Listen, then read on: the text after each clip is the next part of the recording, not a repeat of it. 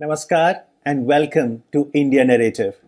In many countries, one can observe rise in religious fundamentalism, and sometimes it can be connected to terror groups as well.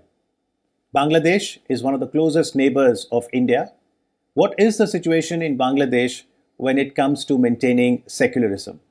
To help us understand this topic, in open court today, we are joined by Shantanu Mukharji, a retired IPS officer, former National Security Advisor to the Republic of Mauritius, and an expert on Bangladesh matters. Shantanu namaskar. Namaskar. So my first question to you, sir, is it is the People's Republic of Bangladesh, a country of nearly 18 crore people, where majority practice Islam. But would you say ever since Bangladesh was carved out from erstwhile East Pakistan in 1971, have they embraced secular principles? Well, thank you for having me. But I'll be very clear. It has not always been the secular trend which prevailed in Bangladesh. As you know, soon after independence, when it was secular, because Sheikh Mujib came to power in 72, till 75, they maintained everybody was equal. But in 75, Sheikh Mujib and family members were assassinated. Then the government which came to power, then that deviated from secular credentials and they practiced Islam. And then the successive governments, other than Sheikh Hasina or the Awami League, which came to power, say for example General Hussain Muhammad Ershad, under whatever pressure, the majority pressure or pressure from the Middle Eastern countries, they made a sharp departure from the secular bona fides of the country. So it wasn't practiced. But yes, we see from 1996 to 2001, when Sheikh Hasina came to power for the first time, and then again from 2009 till date, we find secularism thriving under Sheikh Hasina. So you're saying whether it was Bangabandhu, the founder of Awami Party, or his daughter, Sheikh Hasina, who's the current Prime Minister of Bangladesh, they have done their best to uphold the secular credentials. But when the other parties perhaps have been in the government, there have been fringe elements that have created some hostilities. No, they're not fringe elements. It was a regular government in power which promoted fundamentalism. Like, for example, the Bangladesh Nationalist Party, initially headed by Ziaur Rahman, who was a former general, and his wife later, that is Khalida Zia. They partnered with Jamaat-e-Islami. And Jamaat-e-Islami was a collaborator, a principal collaborator with the Pakistani forces in killing the Mukti Bahini or all those who were fighting for the liberation struggle. So Jamaat-e-Islami would be a terror group then? It wasn't declared a terror group, but they believed in that kind of terror. It stands defranchised today. It cannot contest in the elections. But having been in a power, so they lent state support. They patronized the extremists, the religious extremists and the radicals of a particular faith there, which got root. And that led to terror. That led to terrorism. Their reactions, say, in Taliban or the world over, where Islam was calling for extremist actions, they supported. So the fundamentalism there, which was patronized by them, led to a pattern of terror engulfing Bangladesh. So Shantuji, please do enlighten us. In your opinion, in the recent past, do you see a trend, if any, of rise in religious fundamentalism and terror groups in Bangladesh? Amit, this is a very relevant question on the topic we are discussing now. Yes, we do. And it is not only confined to Bangladesh, it's a global phenomenon. It's a development which is affecting many countries. The religion is overtaking the political statecraft and everything. And Bangladesh is no exception to that. So despite the present government under Hasina or Awami League government, best of efforts, we find there is a rise in religious fundamentalism there. And particularly, I would like to, Amit, mention about after the arrivals of the Rohingyas from across the border, from Burma. They amount to about 12 lakh today. Okay. Absolutely, they're of Burmese stock, and they are there and highly radicalized. Okay. And the forces who are not favorably disposed toward Bangladesh have been radicalizing. So we see a definite trend. But having said this, Amit, the good point is that there are efforts, concerted efforts, sincere efforts on part of the government to contain it. Okay. But the trend continues, and the government is watchful perhaps about it, and it's fairly under control as we speak, but more needs to be done. Could you cite few instances in the recent years where there were instances of radicalization, religious fundamentalism? Yes, definitely. We saw that the rise, the spike in fundamentalism connected to terror. Say, for example, when Sheikh Hasina's government had completed nearly 7 years in power, in 2016, we saw a major terror attack in a bakery in Dhaka. That was 1st July 2016. Yes. So why did it happen? The investigating agencies, Amit, when they probed into it, they found that they represented an upper echelons of the society, their boys and girls, but they were radicalized, so fundamentalism. And then they got into action in terror acts. After that, we found in some other places the terror acts. Not only, it does not end here. That was 7 years. Now, this year, say 25th of March, last year, 2021, after our Prime Minister's visit when he left, there are certain fundamentalist units who were not known to be striking terror at the heart of places. They led to a trail of destruction in Brahmanbaria, in Kumilla, in Sylhet, in Dhaka. They were huge acts of vandalism and violence based on religious extremism. And do we know the name of the group? Because sometimes we hear names like Hifazat. Definitely. Yeah, I have no hesitation in naming. That is Hifazat-e-Islam, which is based in Chittagong. It is barely 12 years old, this outfit. And it is suspected it has got sizable support from certain quarters. And it led to this thing. And this is against tolerance of any other religion. They are against a particular culture. They are against doing this. They want only their religion to dominate. They did not allow this statue in the precincts in the compound of the Supreme Court. They are destroying the images, the idols, because they say their religion does not permit that. So there's definitely their presence, but under check. So of the 18 crore population that we have in Bangladesh, we can say about 95% plus would practice Islam. And then what constitutes minorities there? Well, minorities, among the minorities, the maximum is the Hindus, Hindu minority, who have been living there for ages. And their population would be, say, 1 crore plus. They are there. And other than that, there are Buddhists, there are Christians, in that order. The Buddhists are mainly in the Chittagong hill tracts in Chittagong. They practice their religion.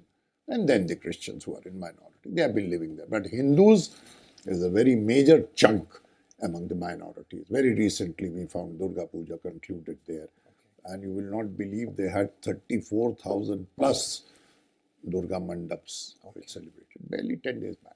So whether it was 1947 when India got its independence or 1971 when Bangladesh was established, was there a pattern of migration of these minorities from, say, Bangladesh to other areas? Yes, there has been a trend which began. Say, for example, in 47, we all know many refugees, migrants, they came here out of fear of life and property. And then we found another. An Indo-Pak war took place in 1965. And before that, in 64, Pakistan, when it was East Pakistan, they declared an Enemy Property Act or the Vested Property Act, and this thing, they started. So we saw a trend of migrants. Then whenever there had been excesses, there is a tendency, and very naturally so, for sense of security. They come and find refuge And the nearest neighbor is India, where they find their culture, their social customs much akin, much more familiar. So this is their choice when they come. And both the countries, India and Bangladesh, they have historic relationship and cultural relationship because Gurudev Rabindranath Tagore has written the national anthem Jan Gan Man for India and has written the national anthem for Bangladesh too. So, what is exactly So that you want to know? both the countries do have this common soft power. Yeah, definitely. I would say that this cultural bonding, which is by Tagore, I mean, to put it in perspective, so Tagore had a huge landed property in Kushtia district bordering India, Okay. where his jamindari was there. He was sent there by his father because he was a very good administrator. So those buildings where he lived till 1905, there he composed one of his best creations, the songs, poetry, short stories. So they're still there. Yes. And Tagore's songs are very popular in Bangladesh. Many Bangladeshi students still go to Shantiniketan to study. So Tagore remains a source of inspiration to the Bangladesh youth and elderly alike. So it is there. So this is a good cultural affinity existing between the two countries. So when you have hostile forces doing something wrong in Bangladesh, how does it impact India? And how do you see India's role in aligning with the Bangladesh government to counter these inimical forces? Well, there are two aspects to it, to your question, Amit. One is strengthening of the cultural bondings between the two countries, whatever is in common. Say Ravindra Sangeet, say the drama, theatre, celebration of Poila Boishakh, and all these things which are common between them. This is one on the what you described as the softer side, the cultural side, the historical side. The number two is the connectivity. Say, for example, we see a lot of new road links, the Maitri Express, the train going, they talk about the corridor creating and all these things, which is connected to the business and commercial also, which we are very optimistic. A lot of things are happening. And the next is, from my point of view, is the security matters, where, to answer your question, that both the countries must be having a very robust mechanism of cooperation, say on intelligence, say on security, the exchange of hard intelligence, actionable intelligence, information, ideas, because there are many common things. Remember, we have the largest border running into thousands of kilometers between India and Bangladesh. So anything happening there, to answer, it does have an impact. So the security establishments of both the countries also need to be really warming up to each other and further reinforce their arrangements. So meeting of minds, not just at the political level, you're saying be it at the academic level, be it at the literature, is necessary from both sides because a strong region benefits both the nations. Absolutely, absolutely. Both sides have forward-thinking people who are opposed to violence, who are opposed to, they want to maintain they want to share the same culture and all. Those forces, in my view, must be encouraged on both sides so that there is a good bonding between them to listen, and that will help in countering the rise of fundamentalism and any anti-faith action which may be seen detrimental to our common interests. That bonding must be encouraged officially as well as on a personal. Say, for example, the exchange of ideas between academics, between historians, between scholars of both the countries. And remember, a large number of people speak the language, and Bangladesh came into being on the basis of its very strong language. They rejected the theory of religion.